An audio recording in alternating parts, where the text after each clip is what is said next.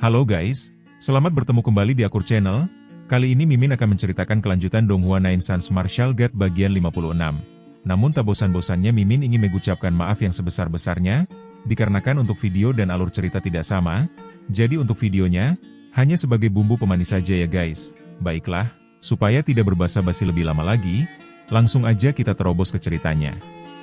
Pada episode sebelumnya, diceritakan Ye Yunfei menerobos formasi ungu di tengah serangan sekte surga terpencil, membantai pengepung lalu menghilang bersama Hu Miao. Di dunia bayangan surgawi, keduanya melaju tanpa terhentikan hingga tiba di istana bayangan surgawi yang diperebutkan para jenius wilayah timur. Saat semua gagal menembus penjagaan makhluk bayangan, Ye Yunfei justru berjalan naik dengan tenang. Ribuan mata menyaksikan keajaiban ketika para makhluk itu membuka jalan, dan gerbang istana kuno terbuka seolah menunggu kedatangannya. Sorakan kaget langsung meledak dari kaki gunung ketika Ye Yunfei dan Hu Miao benar-benar melangkah masuk ke dalam istana bayangan surgawi. Pemandangan itu mengguncang semua orang. Sepanjang sejarah wilayah timur, dunia kecil bayangan surgawi telah dibuka berkali-kali, dan generasi demi generasi pendekar muda pernah masuk untuk berlatih. Namun tidak pernah ada satupun yang berhasil menembus istana bayangan surgawi. Karena itulah, para pendekar di sekitar gunung benar-benar terkejut saat menyaksikan dua sosok itu berjalan masuk dengan begitu tenang. Di antara kerumunan, kemarahan Lei Lingzi langsung meledak. Ia mengepalkan tinjunya, menatap punggung Ye Yunfei dengan wajah penuh ketidakrelaan. Para jenius muda lain seperti Chen Fan, Xiao Tianlong, Luo Qingwu, Tang Qiandi, dan Gu Tianba juga memperlihatkan ekspresi yang sama muram dan tidak nyaman. Mereka segera memutuskan untuk memanggil bantuan, menghubungi semua orang yang mereka kenal, berniat mengumpulkan seluruh kekuatan dan melancarkan serangan besar-besaran. Amarah Chen Fan semakin memuncak saat ia menatap punggung Ye Yunfei dengan niat membunuh yang pekat, bersumpah bahwa pemuda itu tidak akan memiliki tempat lagi di wilayah timur. Sementara itu, Ye Yunfei dan Hu Miao telah sepenuhnya memasuki istana Tianying. Aula utama tampak sunyi dan kumuh, dipenuhi debu tebal, namun kemegahannya di masa lalu masih terasa jelas dari ukuran dan tata letaknya. Di kedua sisi aula berdiri barisan penjaga dengan formasi rapi, masing-masing memegang tombak panjang dan memancarkan aura pembunuh. Namun sesungguhnya, para penjaga itu hanyalah tubuh kosong, mayat tanpa jiwa yang telah lama mati. Di tengah aula utama berdiri sesosok bayangan abu-abu samar, Raja Bayangan Surgawi. Begitu Ye Yunfei dan Hu Miao melangkah lebih jauh, para penjaga di kedua sisi seakan hidup kembali, meraung serempak. Gelombang kekuatan jiwa yang dahsyat dan niat membunuh yang mengerikan langsung menyapu aula. Seluruh ruangan bergetar hebat, pasir dan batu beterbangan, debu memenuhi udara. Dalam cahaya remang-remang, sosok-sosok ilusi penjaga yang tak terhitung jumlahnya berdesakan dan menyerbu maju. Ye Yunfei langsung menyadari bahwa ini adalah ujian dari Raja Bayangan Surgawi. Tanpa ragu, ia melepaskan secercah kekuatan jiwa Kaisar Langit. Tekanan tak terlihat itu menghantam para penjaga di kedua sisi aula, membuat mereka terlempar ke udara satu persatu dan jatuh berserakan di lantai dengan suara keras. Aula pun kembali tenang. Ye Yunfei dan Hu Miao melangkah maju hingga berdiri tepat di hadapan Raja Bayangan Surgawi. Raja Bayangan Surgawi mengamati Ye Yunfei dengan saksama dan mengakui bahwa pahlawan memang lahir dari generasi muda. Dengan lambaian tangan, ia menyingkirkan debu dari dua kursi di aula utama, mengundang mereka duduk. Ye Yunfei tidak berbasa-basi dan langsung duduk bersama Hu Miao. Tatapan Raja Bayangan Surgawi kemudian tertuju pada Ye Yunfei, menyadari bahwa di dalam tubuh jiwanya terdapat jejak kekuatan jiwa Kaisar Langit. Ye Yunfei menegaskan bahwa asal-usulnya tidak perlu diselidiki. Tujuan kedatangannya jelas, yaitu 3 harta karun rahasia klan Bayangan Surgawi, jubah Bayangan Surgawi, busur penguasa, dan menara hantu. Ia juga menyampaikan bahwa jika kesempatan muncul di masa depan, ia dapat membalaskan dendam klan Bayangan Surgawi. Nada Raja Bayangan Surgawi berubah dingin. Meski kini hanya tersisa sebagai jiwa, ia menyatakan bahwa dengan kekuatannya, membunuh Ye Yunfei bukanlah perkara sulit. Namun Ye Yunfei tertawa lepas, menunjukkan bahwa ia sepenuhnya memahami niat Raja Bayangan Surgawi, yang sebenarnya ingin menguasai tubuhnya. Ia memperingatkan agar niat itu diurungkan, karena meski sedang lemah, ia bukan sosok yang bisa dipermainkan. Bahkan ia dengan tegas menyatakan bahwa jika benar-benar dipancing amarahnya, ia sanggup memusnahkan seluruh sisa darah klan bayangan surgawi hingga benar-benar lenyap. Ucapan itu membuat Raja Bayangan Surgawi terkejut dan murka.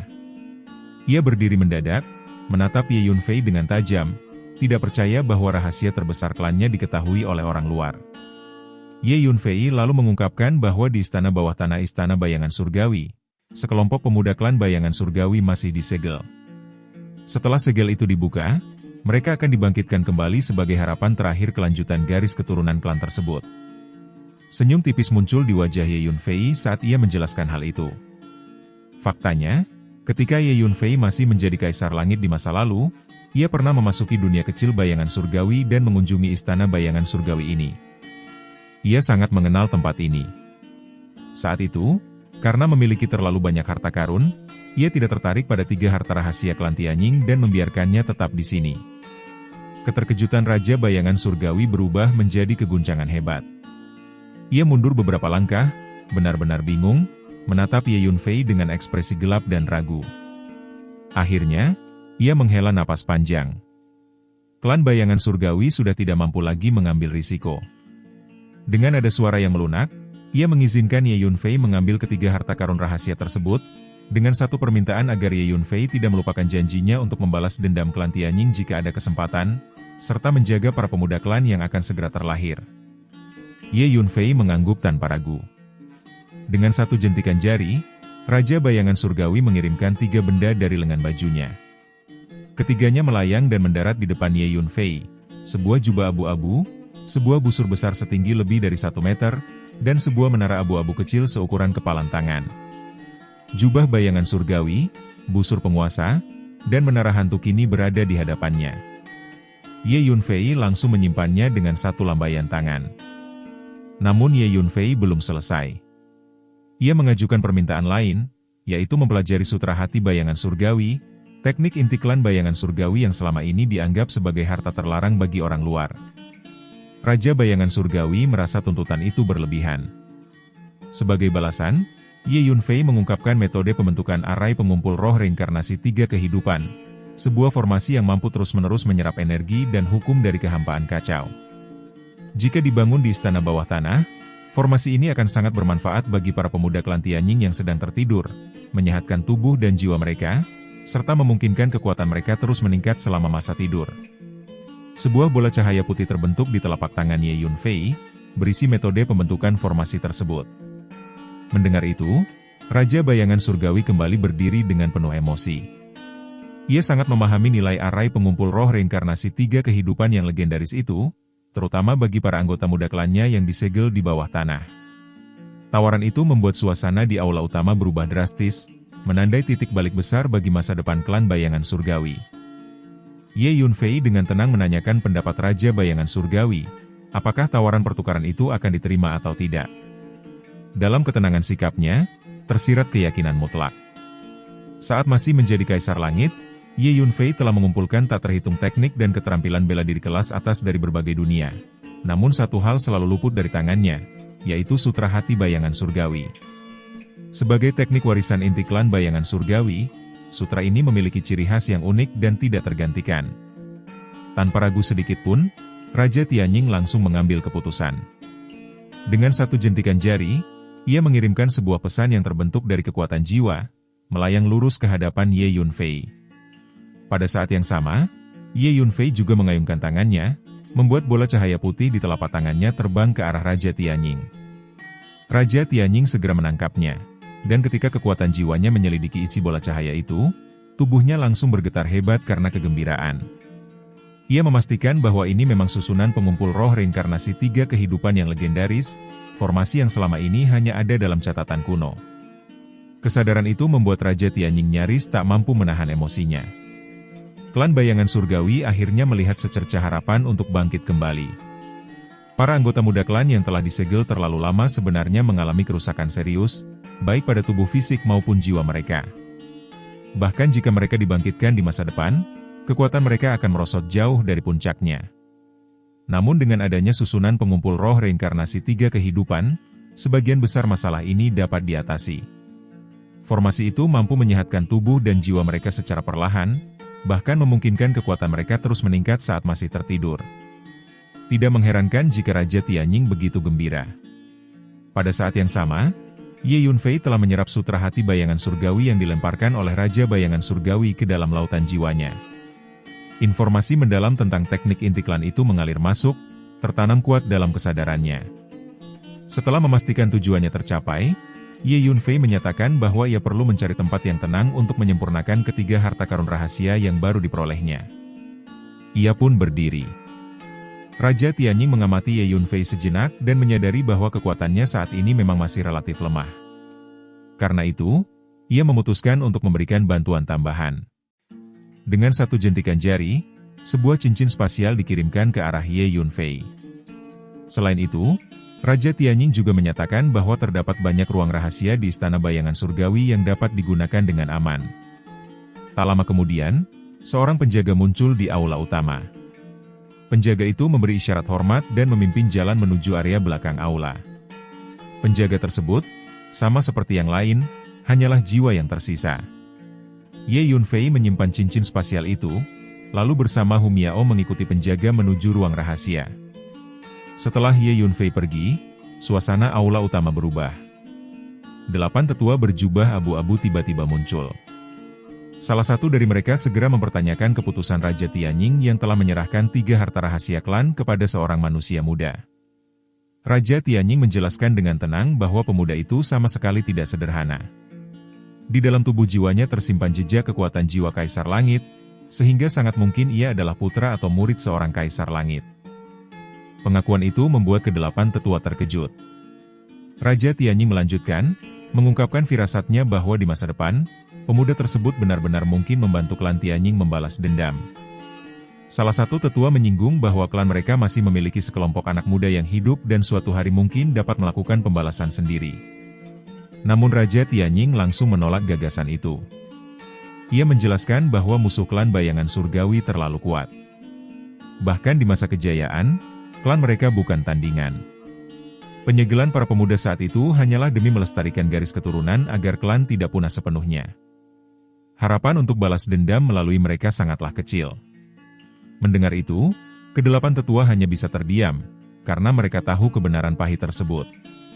Pada akhirnya, Raja Tianying menyimpulkan bahwa menjalin hubungan baik dengan pemuda misterius itu akan jauh lebih bermanfaat bagi masa depan klan. Ia pun memerintahkan agar susunan pengumpul roh reinkarnasi 3 kehidupan segera dipersiapkan. Dengan satu lambaian tangan, ia memimpin ke-8 tetua berjubah abu-abu meninggalkan aula utama. Di dalam ruang rahasia, Ye Yunfei duduk bersila dengan tenang. Ia memutuskan untuk memulai dengan menyempurnakan jubah bayangan surgawi. Dengan satu gerakan tangan, jubah abu-abu itu muncul di hadapannya. Bagi Ye Yunfei, memurnikan senjata sihir bukanlah hal sulit. Meski jubah bayangan surgawi merupakan senjata sihir tingkat sangat tinggi, tubuh jiwanya masih menyimpan jejak kekuatan jiwa Kaisar Langit, cukup untuk memurnikan sebagian besar senjata sihir di dunia. Dengan satu pikiran, Ye Yunfei melepaskan kekuatan jiwanya dan mengulurkannya ke arah jubah tersebut, memulai proses penyempurnaan. Sementara itu, di luar, area sekitar gunung tempat Istana Tianying berdiri semakin ramai. Praktisi bela diri terus berdatangan tanpa henti, membuat langit dan daratan di sekitarnya dipenuhi manusia sejauh mata memandang. Kehadiran Lei Lingzi, Chen Fan, Luo Qingwu, Xiao Tianlong, dan para jenius muda dari sekte serta klan besar telah menarik perhatian luar biasa. Banyak orang segera bergegas ke sana setelah mendengar kabar tersebut. Tidak hanya itu, para talenta muda lain pun ikut muncul, seperti Huang Yitian dari klan Huang, Sima Nijian dari Istana Pedang Terkenal, Zhang Chang selaku putra suci sekte Inyang, dan banyak nama lainnya. Bahkan seorang tokoh penting ikut tiba, yakni Shang Guanfeng, murid inti dari Tanah Suci Kaisar Langit. Di wilayah timur, 3 Tanah Suci memiliki status tertinggi, jauh melampaui sekte dan klan besar lainnya. Karena statusnya sebagai murid inti Tanah Suci Kaisar Langit, Shang Guanfeng menjadi sosok yang tak seorang pun berani provokasi. Begitu Shang Guanfeng muncul, para jenius muda seperti Luo Qingwu, Chen Fan, Xiao Tianlong, dan Lei Lingzi segera menghampirinya, berinisiatif untuk berkenalan. Shang Guanfeng mengenakan mahkota berbulu dan jubah ungu, berdiri dengan tangan di belakang punggung, pandangan lurus ke depan. Selain sesekali melirik tubuh Luo Qingwu, Sikapnya terhadap para jenius muda lain jelas menunjukkan rasa jijik dan ketidakpedulian. Tak lama kemudian, Shang Guanfeng menatap istana Tianying di puncak gunung dan mengerutkan kening, menyinggung kabar bahwa benar-benar ada seorang pria dan seorang wanita yang berhasil memasuki istana bayangan surgawi. Luo Qingwu membenarkan hal tersebut dengan nada lembut dan jelas. Shang Guanfeng pun menyatakan bahwa istana bayangan surgawi adalah inti dari seluruh dunia kecil bayangan surgawi, tempat harta karun paling berharga klan bayangan surgawi disimpan, dan kemungkinan besar kini telah jatuh ke tangan dua orang tersebut. Di tengah kerumunan, kegemparan lain muncul ketika sekelompok orang mendatangi Chen Fan dan mengungkapkan bahwa identitas asli pemuda itu akhirnya terungkap. Chen Fan segera menajamkan pandangannya. Seorang anggota klan Chen maju dan menjelaskan bahwa pemuda itu bernama Ye Yunfei, murid inti sekte Tianyuan dari Kekaisaran Qin Raya. Pernyataan itu langsung ditolak Chen Fan, karena Kekaisaran Qin dikenal sebagai wilayah terpencil, dan sekte Tianyuan hanyalah sekte kecil yang tak mencolok. Ia tidak percaya seseorang sekuat itu berasal dari tempat seperti itu. Pada saat itulah, seorang pemuda lain melangkah maju dan memperkenalkan dirinya sebagai Qin An dari Paviliun Xiayao Kekaisaran Qin Raya. Ia menegaskan bahwa nama pemuda itu memang Ye Yunfei, berasal dari kota bulan bulat, dan telah dikenalnya sejak kecil. Bahkan, ia menyimpan dendam mendalam terhadap Ye Yunfei atas pemusnahan klannya sendiri. Pemuda itu tidak lain adalah Qin An.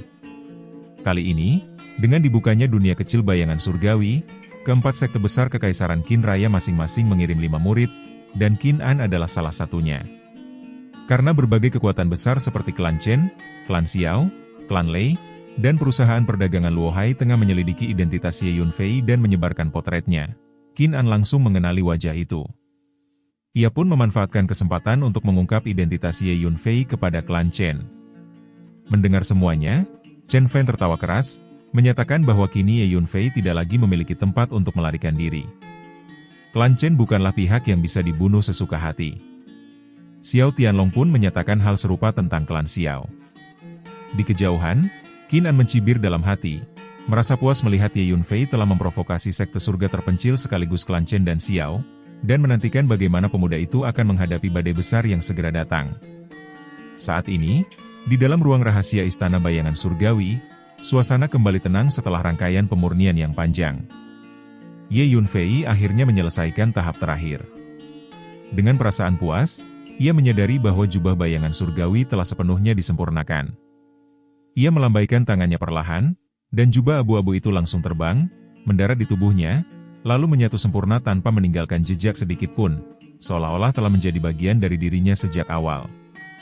Jubah bayangan surgawi memiliki 3 fungsi utama yang sangat luar biasa. Fungsi pertama adalah peningkatan kecepatan yang ekstrim, setidaknya 10 kali lipat atau bahkan lebih, memungkinkan penggunanya melesat seperti bayangan. Fungsi kedua adalah kemampuan penyembunyian mutlak, menghilang ke dalam angkasa sehingga hampir mustahil dilacak oleh siapapun. Fungsi ketiga hanya dapat diaktifkan oleh mereka yang menguasai teknik hati bayangan surgawi, yakni meningkatkan kekuatan tempur secara signifikan saat pertempuran berlangsung, sekaligus melepaskan energi yang jauh lebih dahsyat. Didorong rasa ingin tahu, Ye Yunfei langsung menguji hasil pemurniannya. Dalam sekejap berikutnya, sosoknya menghilang tanpa sisa di dalam ruang rahasia. Tidak ada gelombang energi, tidak ada bayangan tertinggal. Beberapa saat kemudian, tubuhnya muncul kembali di tempat semula, utuh dan tenang. Ia mengangguk pelan, puas karena jubah itu benar-benar mampu menyatu dengan ruang dan bersembunyi di luar angkasa. Setelah itu, Ye Yunfei mengangkat tangannya lagi. Busur bayangan surgawi melayang keluar dan berhenti di udara di depannya. Tanpa membuang waktu, ia mulai memurnikan busur tersebut. Prosesnya berlangsung sekitar setengah jam hingga akhirnya busur bayangan surgawi sepenuhnya berada di bawah kendalinya. Busur ini mengandung hukum ruang dan waktu, menggunakan kekuatan spiritual sebagai anak panah. Begitu dilepaskan, serangannya hampir mustahil dihindari. Semakin tinggi tingkat penguasaan, semakin mengerikan daya hancurnya. Bagi Ye Yunfei dalam kondisi saat ini, busur ini merupakan alat yang sangat praktis dan mematikan. Pemurnian berlanjut pada harta terakhir, menara hantu. Ye Yunfei mengeluarkannya dan mulai memprosesnya dengan hati-hati. Setengah jam kemudian, pemurnian selesai dengan sempurna. Menara hantu ternyata adalah ruang kecil yang terisolasi, dengan luas mencapai ratusan kilometer. Menara ini memiliki dua karakteristik yang sangat langka. Pertama, ukurannya dapat berubah sesuka hati, dari sebesar bangunan raksasa hingga sekecil butiran pasir, sehingga hampir mustahil dideteksi. Kedua, aliran waktu di dalam menara berjalan 100 kali lebih cepat dibandingkan dunia luar. Artinya, 1 hari di luar sama dengan 100 hari di dalam menara. Kesadaran itu membuat Ye Yunfei tertawa ringan. Mulai sekarang, ia dapat masuk ke dalam menara hantu untuk berkultivasi tanpa khawatir kekurangan waktu. Ia juga memahami bahwa ketiga harta karun ini sebenarnya bukanlah senjata sihir terkuat milik klan Tianying. Raja Bayangan Surgawi pasti menyimpan harta terbaik bagi generasi muda klannya. Namun, bagi Ye Yunfei saat ini, ketiga benda ini sudah lebih dari cukup untuk mendukung langkahnya ke depan. Merasa puas dengan hasil perjalanannya ke dunia kecil Bayangan Surgawi, Ye Yunfei kemudian mengeluarkan cincin spasial yang sebelumnya diberikan oleh Raja Bayangan Surgawi. Dengan rasa penasaran, ia menyeka cincin itu dan membiarkan isinya keluar. Berbagai benda melayang di hadapannya, dan tatapannya langsung tertuju pada lebih dari 1000 batu berwarna gelap. Itu adalah batu jiwa. Melihat jumlahnya yang begitu banyak, Ye Yunfei merasakan kegembiraan yang tulus. Batu jiwa mengandung energi jiwa murni dalam jumlah besar, sangat berharga bagi para praktisi untuk memperkuat tubuh jiwa mereka. Setelah mengalami reinkarnasi, jiwa Ye Yunfei rusak parah dan hanya menyisakan secuil kekuatan jiwa Kaisar Langit. Oleh karena itu, batu jiwa menjadi harta yang amat ia butuhkan. Selain batu jiwa, masih terdapat banyak harta lain, jelas merupakan sebagian kekayaan klan Bayangan Surgawi yang sengaja diberikan kepadanya. Jika digabungkan, nilainya benar-benar tak terukur. Ye Yunfei menyadari bahwa Raja Tianying jelas ingin menjalin hubungan baik dengannya. Ia mengangguk pelan, merasa bahwa jika ada kesempatan di masa depan, membantu klan Bayangan Surgawi bukanlah hal yang perlu ditolak. Setelah itu, ia menyimpan harta lainnya kembali ke cincin spasial, lalu membawa lebih dari 1000 batu jiwa masuk ke dalam menara hantu. Bagian dalam menara hantu menyerupai sebuah daratan kecil dengan berbagai bangunan, paviliun, menara, dan aula besar. Tempat itu terasa sangat cocok untuk menyepi dan berkultivasi.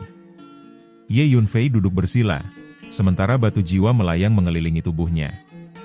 Dengan segel tangan dan teknik rahasia, energi jiwa dari batu jiwa mulai diekstraksi dan mengalir deras menuju kepalanya, lalu diserap ke dalam lautan jiwanya. Dengan aliran waktu 100 kali lebih cepat, ia memiliki waktu yang sangat melimpah untuk memulihkan diri. Sementara itu, di luar, gunung yang mengelilingi Istana Tianying telah dipenuhi manusia. Hampir 2/3 dari seluruh praktisi yang memasuki dunia kecil Bayangan Surgawi telah berkumpul di sana. Shang Guanfeng, murid inti Tanah Suci Kaisar Langit, maju ke depan dan mengumumkan rencana besar untuk menyerbu Istana Bayangan Surgawi. Seruan itu disambut raungan semangat dari kerumunan. Legenda tentang harta tak ternilai di dalam istana telah lama memikat hati semua orang. Shang Guanfeng memimpin serangan, melesat seperti bintang jatuh ke puncak gunung, mengayunkan pena hakimnya dan menghancurkan puluhan makhluk bayangan dalam sekejap. Pemandangan itu membuat semua orang terguncang. Para praktisi lain ikut menyerbu, dan pertempuran besar pun pecah. Di dalam Istana Bayangan Surgawi, Raja Tianying dan 8 tetua berjubah abu-abu telah menyelesaikan pemasangan susunan pengumpul roh reinkarnasi 3 kehidupan. Menghadapi serangan manusia, Raja Tianying dengan tenang memerintahkan pengiriman 100 Raja Binatang Bayangan tambahan. Mereka tidak khawatir akan kerugian, karena makhluk bayangan dapat beregenerasi tanpa henti, dan yang terpenting adalah menyembunyikan keberadaan sisa jiwa mereka. Tepat saat itu, Ye Yunfei keluar dari balik aula utama. Raja Tianying terkejut karena Ye Yunfei telah menyempurnakan ketiga harta rahasia dalam waktu yang sangat singkat. Ye Yunfei hanya tertawa santai dan menyatakan bahwa itu bukan hal sulit baginya. Sebelum pergi, ia memberikan puluhan botol pil bambu hijau kepada Raja Tianying dan para tetua. Ramuan itu sangat berharga bagi mereka yang hanya tersisa sebagai jiwa, karena mampu mengisi dan memperbaiki energi jiwa.